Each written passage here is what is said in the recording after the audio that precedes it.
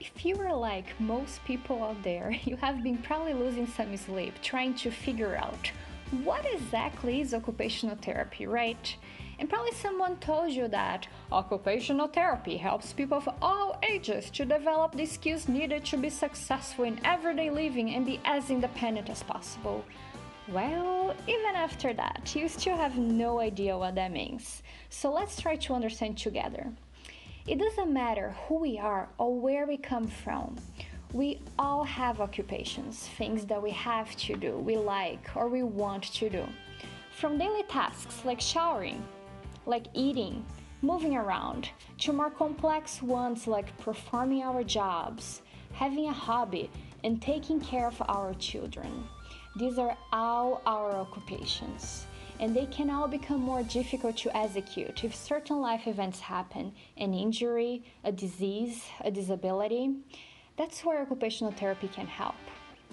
Let's take Richard as an example. He had an accident at his job that affected his spinal cord, and he's having to learn how to live his life without the use of his legs. In Sarah's case, her baby was diagnosed with developmental delay and needed help achieving age-appropriate milestones such as crawling. For Victoria, her memory started to become a problem.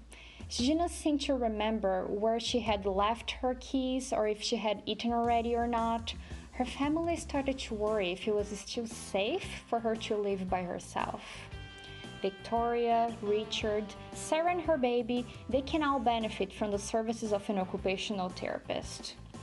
And when they go see their OT, the OT will conduct an evaluation involving an interview, formal assessments, and observations in order to understand who is this client, why are they seeking services, and most importantly, what are their goals, what do they want to achieve. It's important to consider that an OT looks at a person as a whole, considering the roles they have as a parent, a spouse, an employee, their activities, their habits, their personal values, as well as their body structures and functions. After knowing their client, an OT can propose different courses of treatment, strategies, and adaptations to help people like Victoria, like Richard, Sarah, you and me reclaim ownership over our day-to-day life and move towards independence. And that, of course, may look different to each of us.